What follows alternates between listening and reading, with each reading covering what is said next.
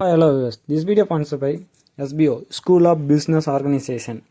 இவங்ககிட்ட best part time job opportunity இருக்குது. அதாவது நம்ம ஃபேஸ்புக்கு, யூடியூப், இன்ஸ்டாகிராம் அதை வச்சு நம்ம எப்படி மணி மேக் பண்ணுறதுன்றதை இவங்க பெஸ்ட்டாக சொல்லிக் கொடுப்பாங்க. அதை வச்சு ஏர்ன் பண்ணவும் முடியும். இதுக்கான லிங்க்கை வந்து டிஸ்கிரிப்ஷனில் இருக்குது, யூஸ் பண்ணிக்கோங்க.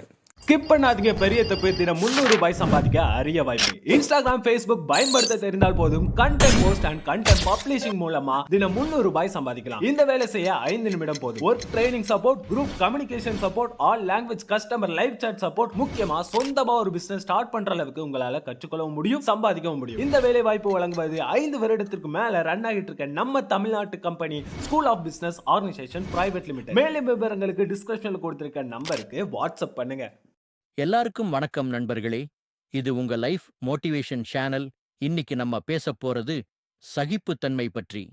நம்ம வாழ்க்கையிலே எதையாவது அடையணும்னா ஒரு முக்கியமான குணம் தேவை, அது சகிப்புத்தன்மை. சில நேரங்களில் வாழ்க்கை நம்மை சோதிக்கும். திட்டமிட்டது போல நடக்காது, கஷ்டங்கள் வரும், மனமுடையும். ஆனால் அங்கேதான் நம்ம சகிப்புத்தன்மை பரீட்சைக்கு வரும். நீங்க நினைச்சு பாருங்க, ஒரு விதை நிலத்துல போட்டதும் உடனே மரமா மாறுமா? இல்ல.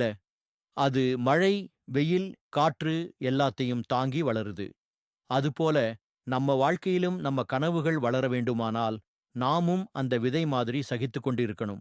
சிலர் ஒரு தடவை தோல்வி வந்தா உடனே கைவிடுறாங்க. ஆனா சகிப்புத்தன்மை உடையவங்க தோல்வியை தாங்கி அதிலிருந்து பாடம் கத்துக்கிறாங்க.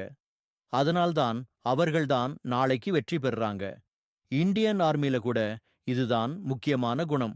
ஒரு சிப்பாய் பல மாதங்கள் கடுமையான பயிற்சியையும் வலியையும் துன்பத்தையும் சகித்து கொண்டுதான் வீரனாக மாறுறான்.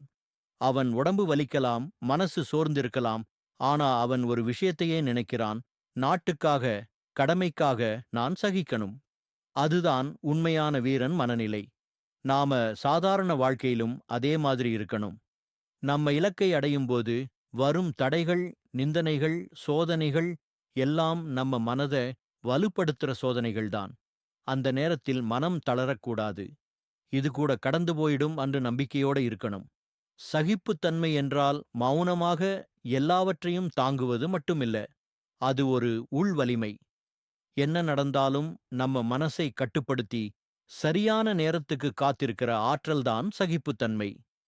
நீங்க நம்ம நாட்டின் பெரிய தலைவர்களை கவனிங்க. அப்துல் கலாம், மகாத்மா காந்தி, சுபாஷ் சந்திர போஸ். அவர்களோட வெற்றிக்கு பின்னால் இருந்தது ஒரு விஷயமே, சகிப்புத்தன்மை. அவர்கள் எத்தனை தடைகள் வந்தாலும் மனம் தளராம கடைசி வரை முயற்சி செய்தாங்க. அதனால நண்பர்களே, வாழ்க்கையில் எதுவும் உடனடியாக கிடையாது. நேரம் எடுத்துக்கொள்ளும், காத்திருக்கணும், சகிக்கணும். சகிப்புத்தன்மை இருந்தா வெற்றி நிச்சயம் உங்க காலடியில் விழும். முடிவாக சொல்லணும்னா, சகிப்புத்தன்மை இல்லாதவன் விரைவில் தளரும். ஆனா சகிப்புத்தன்மை உள்ளவன் மெல்ல மெல்ல ஆனா உறுதியாக உச்சிக்குச் செல்வான். நண்பர்களே, இந்த வீடியோ பிடிச்சிருந்தா லைக் பண்ணுங்க, ஷேர் பண்ணுங்க. இன்னும் இப்படிப்பட்ட மன உறுதியை வளர்க்கும் கண்டென்ட்காக லைஃப் மோட்டிவேஷன் சேனலை சப்ஸ்கிரைப் பண்ண மறக்காதீங்க.